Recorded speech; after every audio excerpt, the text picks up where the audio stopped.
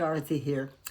I just wanted to tell you today about some interesting facts about moving to Spain temporarily in the mid-90s, about 1996, and joining the theatre in Fungarola and doing some plays with them. So I just thought it might be of interest to some of you to know how it works for expats out in Spain. So in 1996, I went down to Fungarola, a place I'd visited a good few years earlier, and while it's not the prettiest resort on the Costa del Sol, it had everything that I liked. It had good access to a beach for swimming, lovely restaurants, reasonably priced to eat out.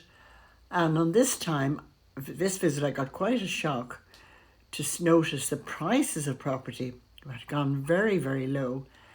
So anyway, looking into some of the windows of the places selling property, I discovered that, for example, you could buy a studio apartment in a hotel called Las Palmeras on the seafront, with everything included in your yearly charges: electricity, heat, air conditioning, etc. No rates or rents or anything else after that.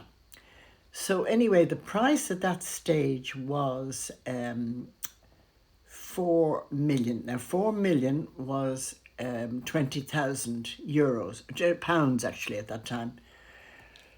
€1 million was 5,000. So 20,000, which seemed very reasonable. And then you paid about 1,000 a year to the hotel for the facilities of the electricity, etc., as I mentioned earlier. The only thing they didn't seem to allow tenants or people who are buying property was to use the swimming pool, which was quite a disadvantage. But then the sea was just across the road, so it wouldn't really take away from it.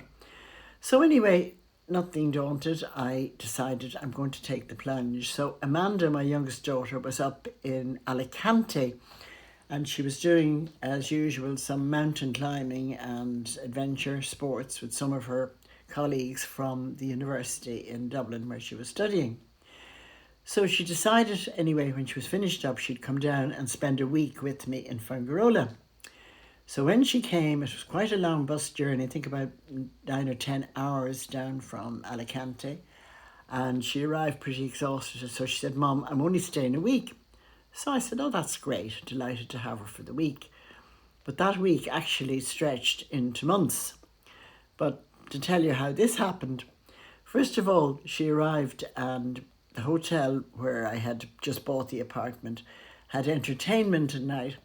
So once a month or so, they would have a competition for the Miss Palmeras. So it would be somebody they'd pick out from the crowd who could sing and be interviewed and have a little chat. So anyway, Amanda got pushed up to enter in. Somebody called her. And the next thing, she has a sash around her and she's Miss Palmeras. So everybody was clapping her on the back in the hotel. "Oh, you're Miss Palmeras," and it was hilarious. So anyway, having said all that, she then decided, I'll go into the local estate agents and see if they have some temporary work. So in she went anyway, and it was the place I had just bought the apartment from. So they gave her a job straight away. So then she was established and we started doing up the apartment and we were very happy. It was just a studio, biggish, but just one bedroom, which was a bit of a snag because the young people in Spain had a habit then, and I think they still do, of when they go out for the night, they usually arrive home around 6 a.m. So we were having a kind of like somebody on night duty coming in and somebody on day duty then having to sneak out and not make too much noise. But despite all that, we got on fine and we were both very happy. So anyway, in the meantime, I'm looking around Fungarola, and up in this, just off the beautiful square, the Plaza de la Constitución, there's a theatre called the Salon Varieties. So anyway, they had a play on, and I decided I'd go in and try how it goes and see did I enjoy it. So anyway, I went to see, I think it was, I can't remember the name of the play at the time. Anyway, it was absolutely superb, and I looked at the gorgeous stage, and this theatre holding 350 people, and I said to myself, oh, I would dearly love to get a part on that stage. So then I kind of sat around. There's a lovely cafe in front in the open air bar where people met. It was very sociable. Chatted to a few people and discovered, no, they didn't have any Irish in the cast there. So I said, oh, well, we'll see how we can get over that. So I discovered the way they ran the system was, it wasn't like groups or belonging to a certain category. They had directors who would come in. So they had a panel of directors, and they would decide they were going to do a play. They'd put that to the committee, and then they would do the casting. So I saw where they were doing out of order. So I decided this is a comedy. So I went down anyway, and I threw my hat in the ring, and I got myself a nice little part. And the play was a very, very raucous comedy and very funny. I didn't have any trouble with the accent because they weren't that fussy about the accent at that stage in this particular production. So anyway, it went very, very well, and so that was the start. And then from then on, I was kind of known, so I was lucky to get parts after that. The director for that first play I did with the Salon Varieties was Peter Brooks. And Peter had worked in Ireland many years before he came down to Spain in the Gay Theatre, and was a renowned actor as well as director. And I went on to have a really lovely friendship with Peter, which lasted on and would still be going if I was still there. We keep in touch by Facebook, etc. But he was a lovely man, and I did a good few more plays with him there. But then there was another director called Henrik, and Henrik was Danish. He was from Copenhagen, and he was a classic director who loved Ibsen and Chekhov. So I was very, very fortunate to get, first of all, into A Doll's House, a small part of the nanny to the two children, and the work he put into it and the production was absolutely superb. And Lynn Halliday and David Vincent were on it, and they're super actors. The pair of them would be the top actors in the Salon Varieties. And Dave had worked in England professionally and had toured with Ray Cooney in New Zealand with some of Ray's comedies that we starred in together, and great couple. But anyway, to get back to Henrik, A Doll's House was absolutely a wonderful production and went down very well in the Salon Varieties. Now, bearing in mind that there were a lot of people, some on holidays, some retired there, who liked to go out for a laugh to theatre and be entertained, but they were certainly entertained with dramatics of that play. And the impression I got was most people thought they had come from a professional theatre. It was absolutely super. And Henrik also directed Uncle Vanya, which was a Russian play also, and super cast. And so that ran for a week in the Salon Varieties, and the director, Henrik, had got in touch with the Russian embassy in Madrid to ascertain the proper pronunciation for some of the places that the actors had to mention in Uncle Vanya. Places in Russia, so he wanted them authentically pronounced. So anyway, the ambassador sent all the information that Henrik needed, and he came to the opening night of the play with the party, and he was so impressed that he sent his complete staff down the Friday night. It's opened on Tuesday, and so this was Friday night. And they came down from Madrid by train. And so when they were coming into the theatre, they had flowers. Apparently he had directed them to get flowers for the ladies in the cast. I think there were 5 of us perhaps. But one of the members of the salon committee objected to this at the door coming in and made a fuss and said, oh, we don't allow flowers. So the Russians were a bit taken aback, couldn't understand what he was saying anyway.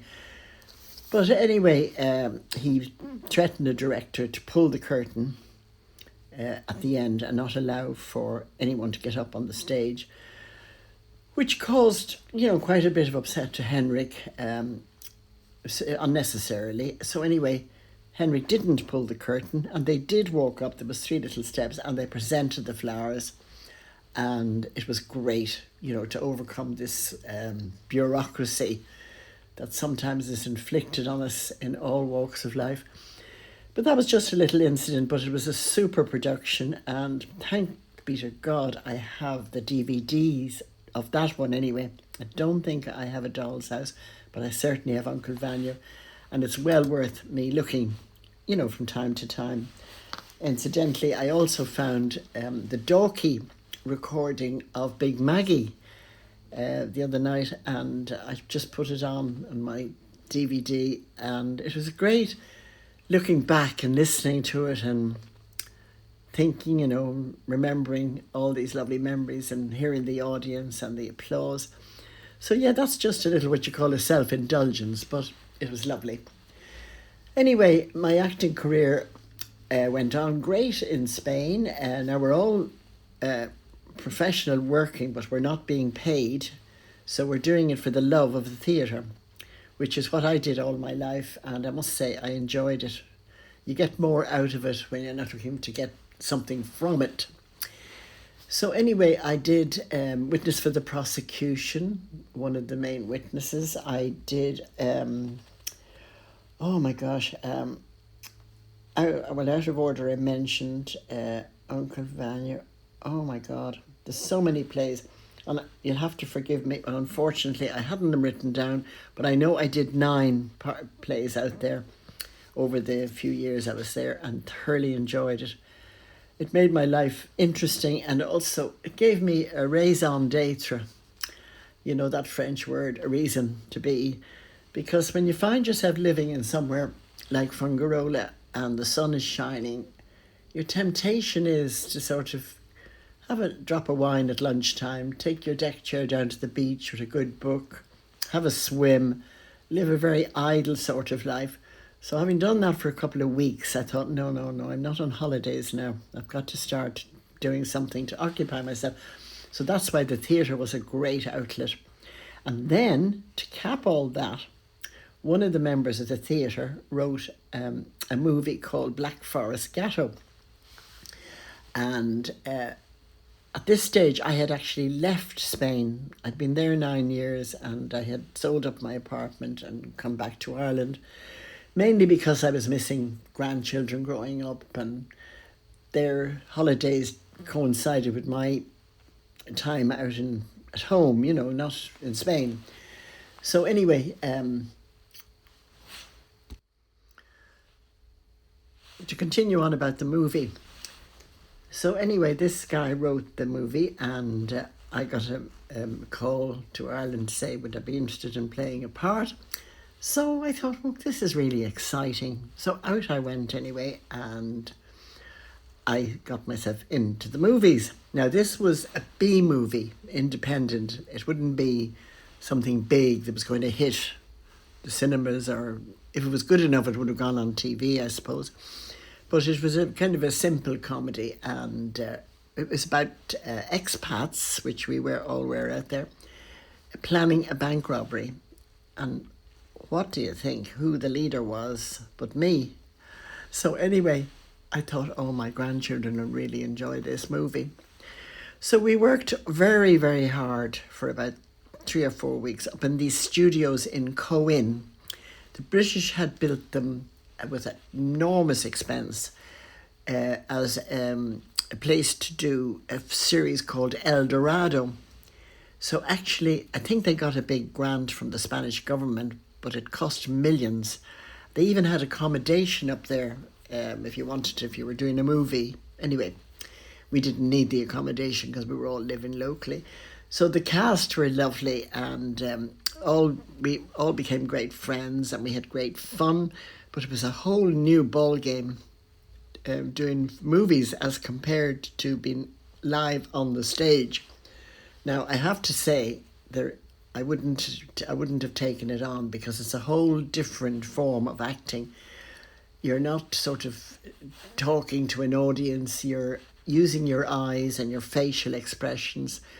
But anyway, we got through it, and the director got hold of a gorgeous house. It used to belong to Dickie Rock, and it was beautiful. It was on the way up to Mijas, and it was a big villa, and it had the basement was a whole ballroom.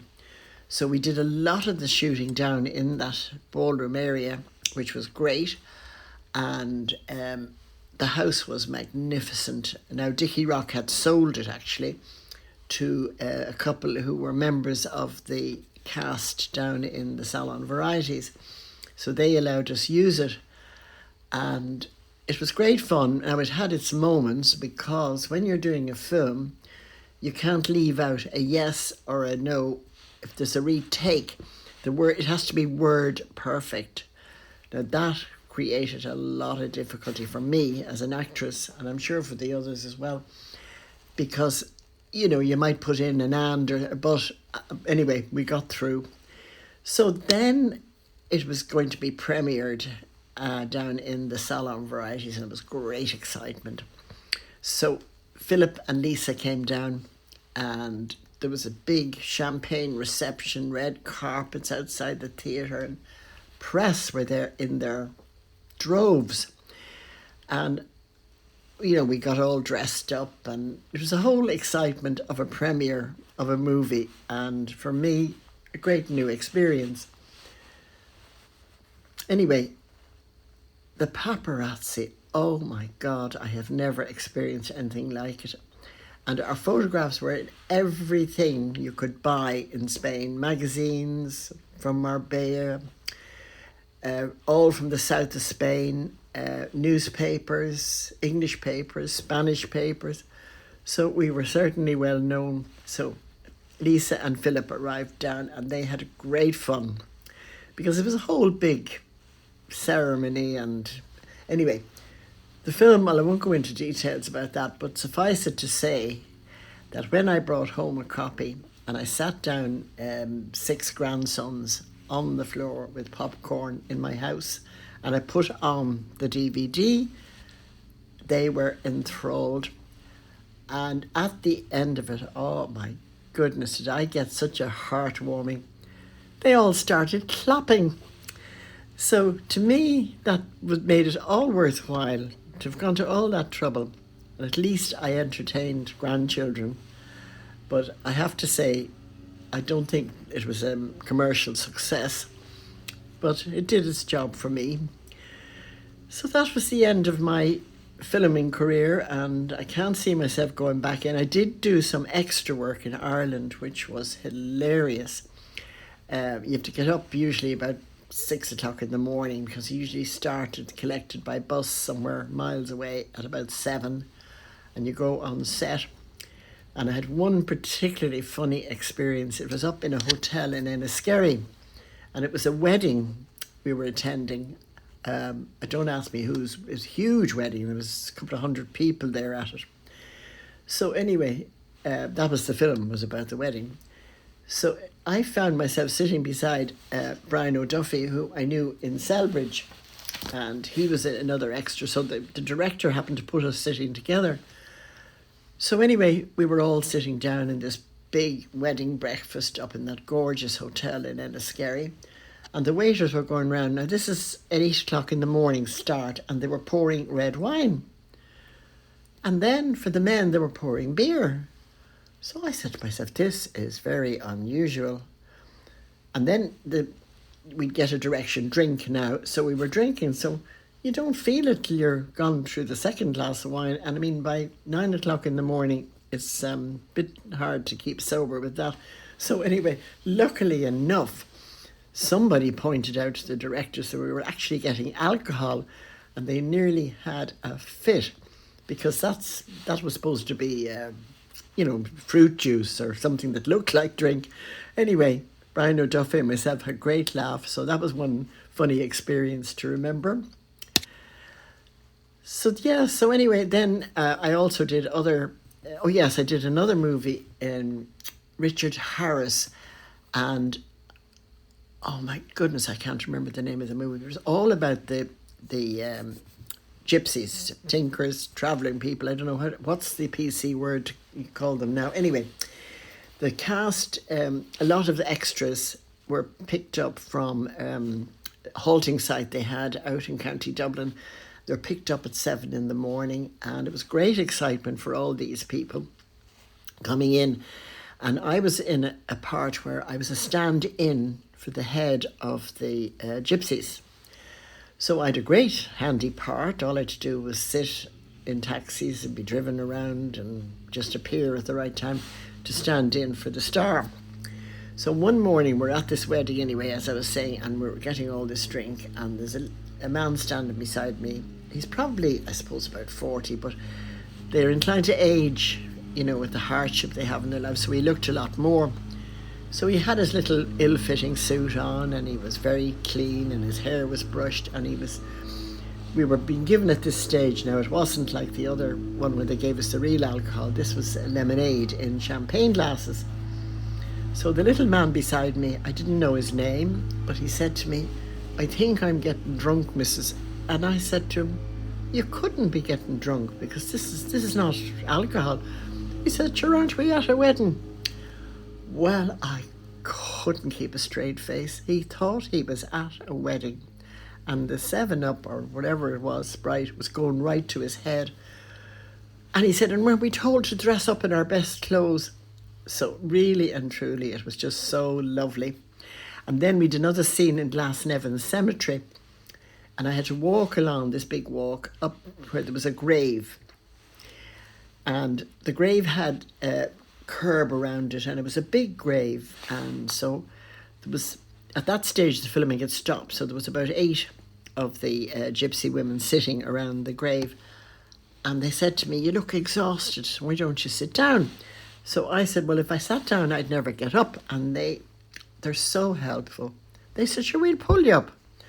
So down I sat anyway on this little curb of the grave, and I looked around, and there was a little plaque sitting on the grave, and it said, "Here is the grave of the Invincibles." So there I was sitting with all these lovely people from the halting site in Finglas on the grave of the Invincibles on a lovely sunny morning. So you just don't know in the acting business where you're going to end up. But all I can say is I met some lovely, lovely people, including those travelling people who were a pleasure to work with. So that's the end of my career for the moment. I'll come back with more though. If you enjoy this, let me know. Encourage me. Thank you. Bye-bye.